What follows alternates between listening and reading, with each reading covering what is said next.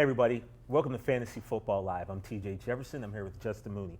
What we're going to do right now is we're going to go over the Week 4 waiver wire pickups. These are the guys that might still be free agents in your league, and if so, you definitely want to pick them up. Justin, who are we looking at quarterback? David Garrard. David Garrard plays for the Jacksonville Jaguars, who are a bad football team. Bad football teams throw the ball a lot in the fourth quarter. They're playing Tennessee this week.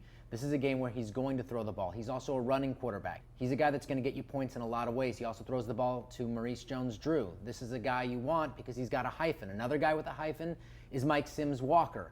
Those are the guys that are going to get you a lot of points, and Garrard is a guy that's going to get you those points. If he's available, he's a guy you want to pick up. I agree with that. Now, what about running back? Who should the people out there look to snatch up off that waiver wire if they haven't done so already? Well, if you have a taste for it, Glenn Coffey. Frank Gore is out.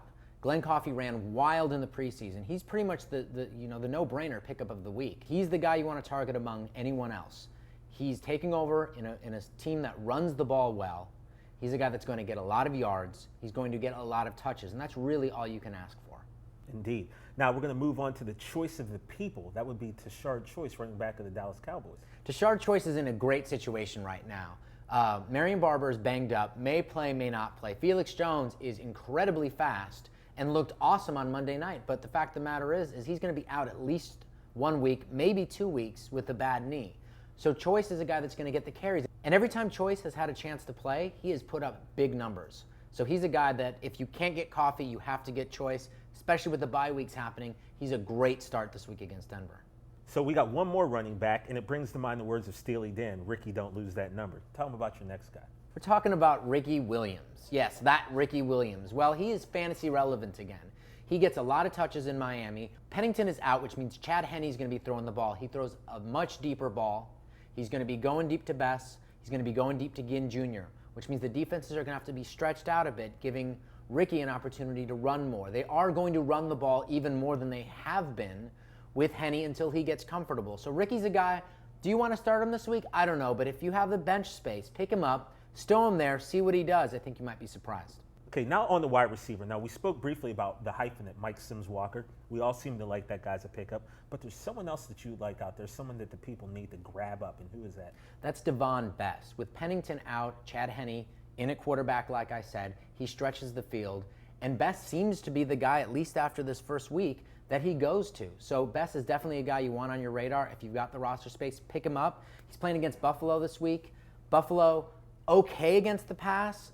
If you're in a bye week pinch, you could actually start him this week, but definitely a guy you want to have him on your bench and see what Henney can do. Now, this next guy is a tight end I think everyone needs to pick up. I think he's a guy who's finally reached his potential, at least we're hoping, and that would be? That would be Vernon Davis, who TJ already had.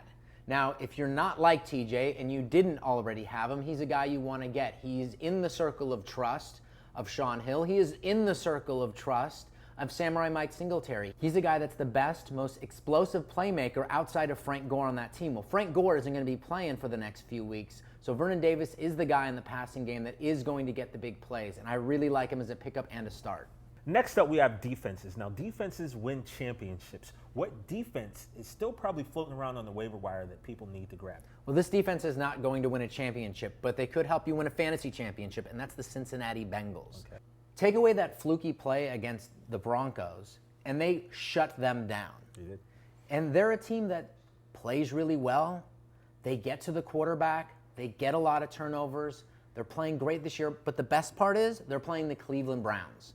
And anytime you have a team playing the Cleveland Browns, you want to start them on defense. There you have it, guys. Those are the Week 4 waiver wire pickups, the pickups that you need to make and able to ensure yourself a successful Week 4 in fantasy football. For Justin Mooney, I'm TJ Jefferson. We'll catch you next week on Fantasy Football Live.